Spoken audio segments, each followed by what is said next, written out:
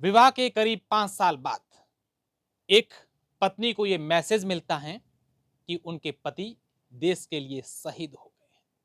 और उस समय वो पत्नी ये कहती हैं कि मुझे फ़ख्र है, मुझे गर्व है कि मेरे पति इस देश के काम आए हैं, देश के लिए शहीद हुए हैं।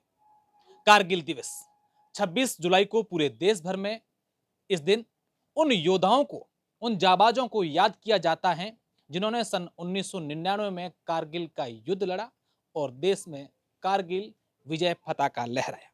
अभी मेरे साथ भंवरी देवी जी हैं, पश्चिमी राजस्थान का बाड़मेर जिला जो देश के अंतिम छोर पर है, उसी जिले के रहने वाले शहीद भीखाराम जी। भीखाराम जी को पाकिस्तानी सेना ने बंधक बना दिया था। करीब 25 दिन तक उन्हें यातनाएं दी और आखिर में 14 मई को ये सूचना मिली कि वो शहीद हो गए हैं। क्या उनकी पूरी कहानी है? कैसे वो कहानी जब फौज की घर आते थे तब छुट्टी पर तब बातें बताते थे और उनकी पत्नी को उनके पति के शहीद होने के बाद कितना फक्र है। आज करीब 25 साल बाद ये अपने अपने पति को किस तरीके से याद करती हैं, तमाम बातें वीरांगना भंवरी देवी जी से हम लोग जानेंगे। स्वागत है आपका। जी, नमस्कार। भंवरी देवी जी, 26 जुलाई कारगिल विजय दिवस, जी, कितना फ़ख्र होता है इस दिन, जब ये दिन का इंतज़ार रहता है साल में प्रति। बहुत फ़ख्र होता है। बहुत फ़ख्र होता है कि इस दिन हमारे फ़ौजी भाइयों ने वो विजय हासिल की थी, इसलिए हम पूरा देश उनको याद करते हैं।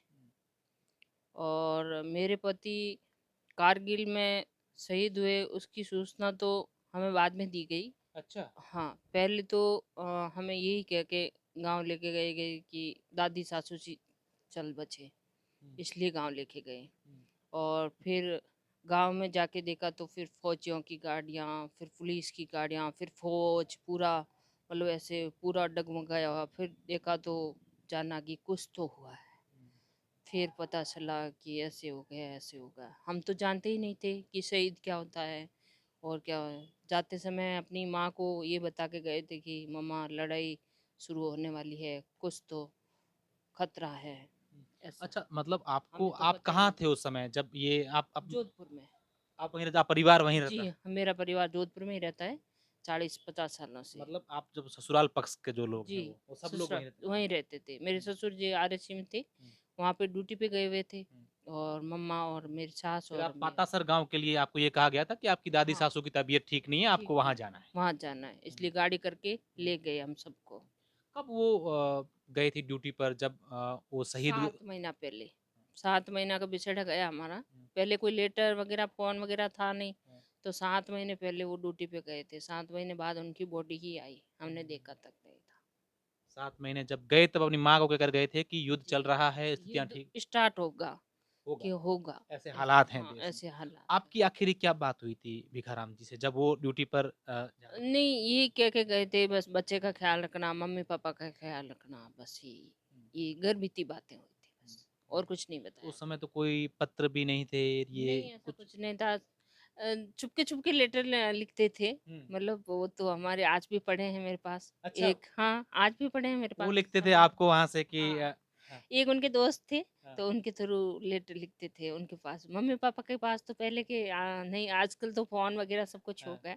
पहले तो उनके पास भेजते थे, वो तो मुझे देते थे। अच्छा, वो अपने वो मित्र के नाम अभी लिखते भी थे, क्यों घर भेजे हमारे तो मम्मी-पापा को मालूम चल जाता था? मालूम चल जाता था, हाँ, तो वो मुझे दे देते थे। हाँ, तो मैं इतनी ज़्यादा पढ़ी-लिखी नहीं थी, हाँ। फिर भी ऐसे-ऐसे लिख के फिर वापस तो भेज क्या देती थी। बातें होती थी उसमें अगर हम जानना ये चाहें? प्यार भरी, एक घर का ध्यान रखना, बच्चे का ध्यान रखना, मम्मी-पापा की हाँ। सेवा करना, मैं जल्दी आऊँगा, आराम से हूँ, बस यही घर बीती अच्छा, बातें। आपने भी एक कभी पत्नी के लिए पति के लिए क्या होता है, ये तो आपसे बेहतर कोई जान नहीं सकता, और ये तो पूरा देश जानता है। आपने कभी पत्र लिखा? आप उनके जो मित्र थे उनके हाथ के भी अपने मेरे पति को भी। हाँ, हाँ, मैंने भी खूब सारे लिखे, हाँ। जैसे लिखावट आती थी वैसे लिख के भेजती थी, सब ठीक-ठाक है, आराम से रहना, यहाँ कोई चिंता और मत उस समय करना। एक ज़माना भी हुआ करता था कि पत्र अगर किसी ने किसी के नाम का लिखा तो उसको दूसरा कोई नहीं पढ़ते थे। हाँ, ये चीज़ थी, हुँ, कोई नहीं पढ़ता था। हुँ, चुपके से दे देते, हाँ। चुपके से ले जाते थे, ये चीज़ थी। तो आपका और भिखाराम जी का जो विवाह हुआ था, हालाँकि उस समय तो अरेंज मैरिज, जी, एक-दूसरे को पहले जानते भी नहीं शादी हो। हमारी पहले हो गई थी, हाँ, और फिर बाद में 3 साल बाद में मैं ससुराल आई थी। हाँ, हमारे बोलते हैं मुकलावा, मुखला हो तो गया। उस हाँ। वक़्त। तो जब आपकी शादी हुई तब ये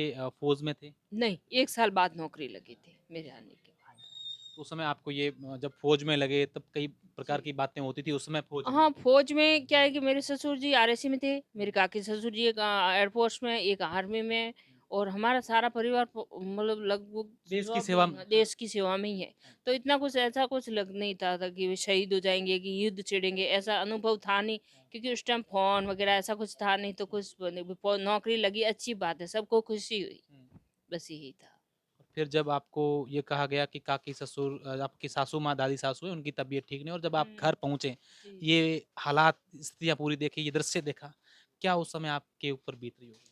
उस समय एक पत्नी के लिए एक पति का दर्द क्या होता है ये तो आपसे बेहतर कोई नहीं जान सकता।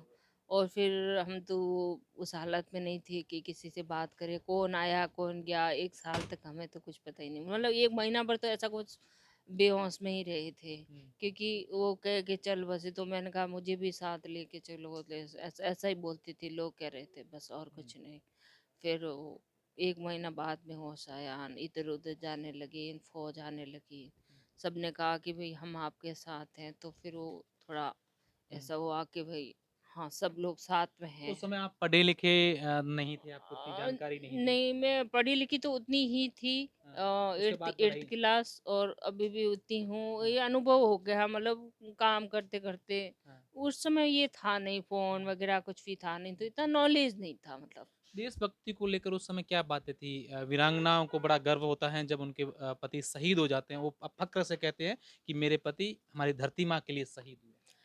वो एक चीज़ ये है कि कोई भी मतलब अपन के देश का लड़का कोई भी जाता है फ़ौज के लिए, हुँ, तो मैं तो ये कहूँगी कि वो अपने आप में बहुत गर्व महसूस कर उनकी अंदर की आत्मा जो है वो जागरूक है देश के लिए और अपनी धरती माँ के लिए। जो अपन 3 माँ मानते हैं, हुँ, एक तो गऊ माँ मानते हैं, हुँ, एक अपन की धरती माता मानते हैं हुँ, और एक अपन की दूध पिलाने वाली माता मानते हैं। तो उन्होंने बलिदान दिया, मुझे ये बहुत बड़ा फ़क्र है। लेकिन एक पत्नी के लिए एक पति का दर्द क्या होता है ये 25 सालों में मैंने महसूस किया, वो शायद ही कोई कर पाता। हुँ, क्योंकि बहुत हालातों से गुज़रना पड़ा मुझे छोटी उम्र में।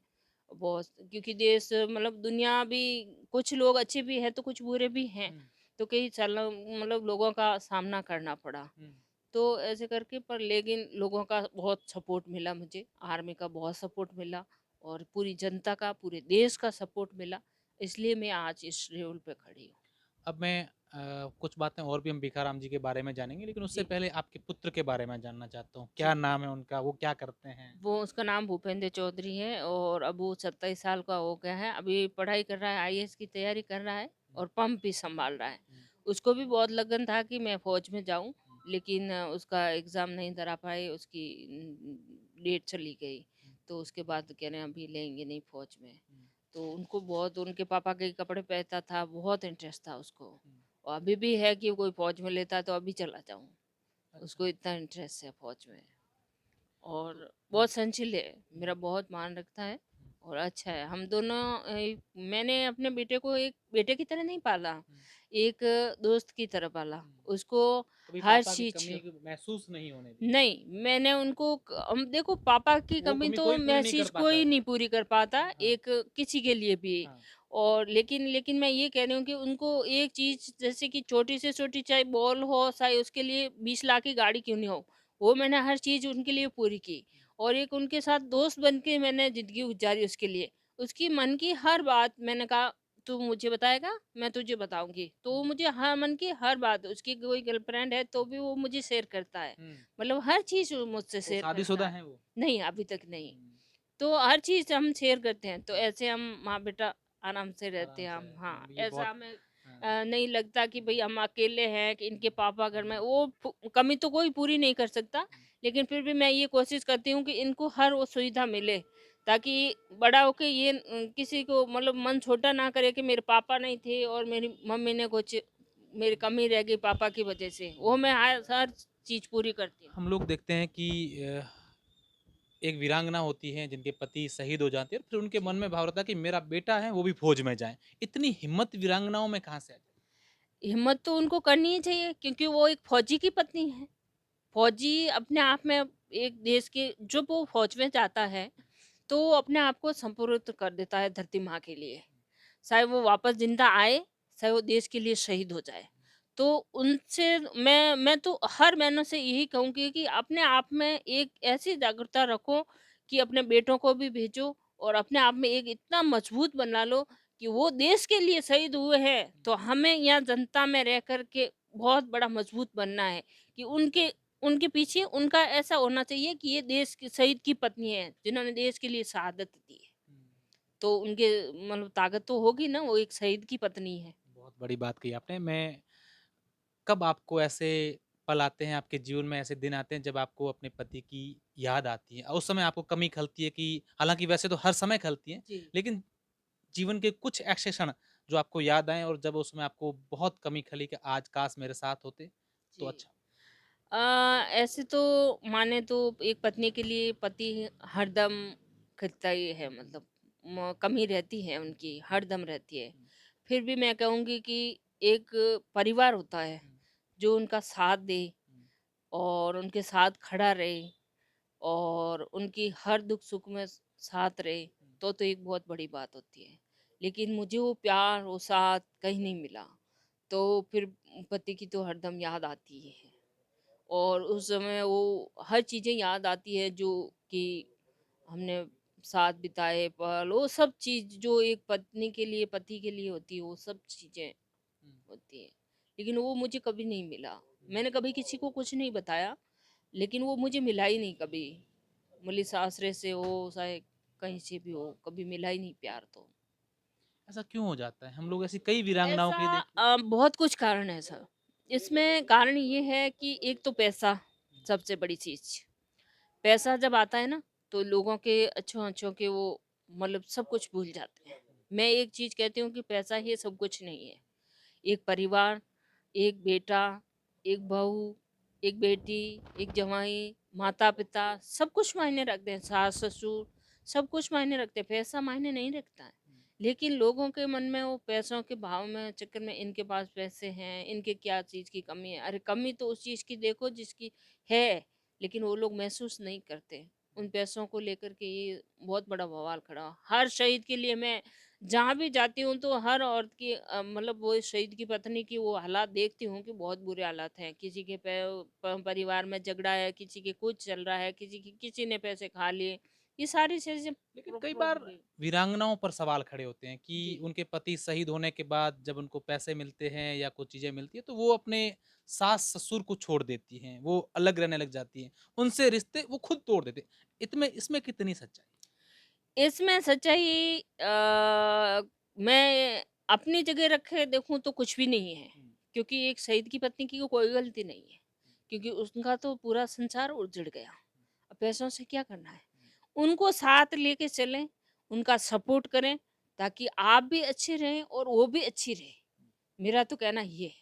और कई-कई में क्या बहुत सारे ऐसे केस हैं जो पत्नियों को तकलीफ होती है, माँ-बाप को तकलीफ कई जगह ऐसा भी होता है कि माँ-बाप की तकलीफ होती है, पत्नी की गलती होती है। मैं ये नहीं कह रही हूँ कि हमारी गलती नहीं है, गलती होती है, क्योंकि हम बच्चे हैं, वो बूढ़े हैं, तो उनको समझाना चाहिए ना कि किस रेल पे चलना है, किस मार्ग पे चलना है, अपन को आगे क्या करना है, ये तो उनका काम है ना। लेकिन कई बार ऐसा नहीं होता, ये सारी चीज़ें हैं। अब मैं आपसे व्यक्तिगत जुड़ा हुआ एक सवाल पूछूँगा। जी, हम लोग देखते हैं मैंने 2 साल पहले एक वीरांगना का इंटरव्यू किया था, तो मैं उनको देख रहा था, उनकी माँग में सिंदूर भरा हुआ था। जी। जब मैंने ये सवाल पूछा कि यहाँ एक रिवाज है कि पति की मृत्यु के बाद वो सिंदूर नहीं भरती हैं, तो वो कहते हैं कि मेरे पति किसने कहा कि वो नहीं हैं, वो तो नहीं, शहीद हैं। जी, आपको मैं देख रहा हूँ आपने भी सिंदूर लगा रखा है, जी। तो आप इस चीज़ को किस तरीके से बताना चाहेंगे? मैं इस तरीके से बताना चाहूँगी कि एक तो हमें लोग विधवा कहते हैं, वो चीज़ गलत है, हुँ, क्योंकि हमारे पति देश के लिए शहीद हुए हैं। हुँ, और दूसरी बात ये है कि मेरे पति भूमिया जी में है, तो वो मुझे तो वो मतलब सो के कपड़े हमारे मेरे सास-ससुर चले थे, तो भी सो के कपड़े नहीं पहनने देते। वो तो एक साथ-साथ मेरे साथ भगवान की तरह खड़े हैं। अच्छा। हाँ, हमारे घर में पूजा होती है और मैं उनको थाल चढ़ाती हूँ, सारे नक-शक गहना पहन के। हमारे भी परिवार में विवाद है, अभी भी चल रहा है। अभी थोड़े दिन पहले ही मैंने एफआईआर दर्ज कराई। मुझे एक आदमी ने धमकी दी थी कि बंदूक से उड़ा देंगे, गहने पहन के आती है, कपड़े पहन के आती है। मैं ऐसे ही कपड़े पहनती हूँ क्योंकि मुझे तो 3 साल बाद में ही ये सब छुड़ा दिया था शौक वाले कपड़े कि मैं साक्षात हाज़िर हूँ आपके, ये नहीं पहनोगे। आप तो सदा सुहागन रहो, आप एनी आपके टाइम। पति ने ये जी। कहा हो? हाँ, मेरे बच्चे के तिलक भी छड़ा हुआ है और साथ-साथ हमारे तो हर काम उन्हीं से होता है। मैं तो एनी टाइम जोत करती हूँ घर में, परमानेंट चलती रहती है। गाँव में मोर चढ़ा के रखी है, घर में एनी टाइम पूजा होती है, स्मारक पे भी होती है, सब जगह पूजा होती है। तो एक जो होता है ना, जैसे कि फौज में जो भी लड़ाई में जूझा है, उनको जुंजार बोलते हैं। तो वो जुंजार होके वो देव में ही प्रकट होते हैं, मतलब देव को जुंजार बोलते हैं, जुंजार भूमिया जी। तो वो जूझ के भूमिया जी हुए हैं, वो कम चीज़ नहीं है, वो जुगों-जुगों तक पूजी जाएँगी, ऐसा है। जैसे कि छोटे-मोटे पितर होते हैं, उनको तो फिर थोड़े दिन की मियाद खत्म हो जाती है, लेकिन ये जुगों-जुगों पूजी जाएँगी, ऐसा है। तो उन इसलिए मैं ऐसे कपड़े उनका पहनती हूँ। प्रसाद उनको हाँ, प्रसाद भी चढ़ाते ये हैं, सब मंदिर बना हुआ है। हाँ, मंदिर और 2 महीने में 2 दफ़े थाल भी चढ़ाते हैं और मेरा बच्चा चीमता है थाल, फूल भी पहनता है, सब चीज़ें होती है। और मेरा तो हर काम उन्हीं से होता है। हम वो काम उनके नाम से ये बाबूजी ये करा देना तो करवा देते हैं। अब मेरा आखिरी सवाल है इस पूरे इंटरव्यू का। जी। आप तमाम देश के उन जाबाज़ों को क्या संदेश देना चाहेंगे जो चौबीसों घंटे हर प्रकार की स्थिति हो, चाहे बारिश, गर्मी, सर्दी जो कुछ हो, वो डट कर तैयार हैं और देश की सीमाओं की रक्षा कर रहे हैं। उन तमाम लोगों का आपका एक वीरांगना का क्या संदेश? मैं पहले तो उन शहीदों को, जितने भी देश के हमारे जितने भी शहीद हुए हैं, उनको सलाम करती हूँ कि आपने देश के लिए बलिदान दिया। बहुत बड़ी बात है बलिदान देना, ये छोटा-मोटा काम नहीं है। और दूसरी बात है कि जब मैं कारगिल गई थी, मैं 2018 में कारगिल गई थी। अच्छा। हाँ, तो मैं 18,000 फीट ऊपर गई थी, जहाँ लड़ाई लड़ी थी, वहाँ ले गए थे हमें। और वहाँ का जो रुतबा मैंने देखा उधर का, मतलब भूपेंद्र के पापा का एक मेमोरियल द्रास में बना हुआ है और एक बना हुआ है लेह में छोटा सा बना हुआ है, द्रास में बहुत बड़ा, जहाँ परमानेंट अग्नि जोत जलती है। तो वहाँ पे बहुत बड़ी पीतल की प्लेट लगी हुई है, उसमें सारे के सबके नाम लिखे हुए हैं और वहाँ के सबको, और हमें सम्मानित किया गया वहाँ। तो मैं उन फौजियों को वहाँ भी कह के आई हूँ और यहाँ भी कहती हूँ कि वहाँ जो टेम्परेचर है ना, वो अपन 1 मिनट भी सहन नहीं कर सकते यहाँ रह के। इतना बड़ा टेम्परेचर, उसमें भी वो बाहर लेके ऊपर चढ़ना, उनको नीचे उतरना और फिर लड़ाई लड़नी, उनके लिए उनका काम करना, वो सब कुछ करना, वो तो एक फौजी ही कर सकता है। और मैं ऐसे जज़्बातों को सलाम करती हूँ कि वो वाक़ई में ही देश के लिए है लाइक। हमारे हम तो कुछ भी नहीं। हाँ, मन मन क्या करता है, मैं तो करती हूँ उनको सलाम, और वहाँ भी गई थी सलाम करके आई। मैंने कहा आप हो और यहाँ इस टेम्परेचर में जी रहे हो और अपने देश की रक्षा कर रहे हो, वाक़ई में ही। और वहाँ की जो धरती है, जहाँ लड़ाई लड़ी थी, वहाँ मैं गई थी, वहाँ की धरती को मैंने देखा, तो फिर मुझे एक ऐसा महसूस हुआ कि साक्षात हमारी धरती माँ एक तरफ ऐसे मेरे सामने और ऐसे मुख खोल के बोलती है कि मैंने अपने बेटों को अपने सीने से लगाया है। ऐसा मुझे एक महसूस हुआ वहाँ पे। बिल्कुल। ये भंवरी देवी जी हैं, शहीद भीखाराम की वीरांगना, जिन्होंने भीखाराम जी से जुड़ी कई सारी बातों के आज वो स्मरण कराया।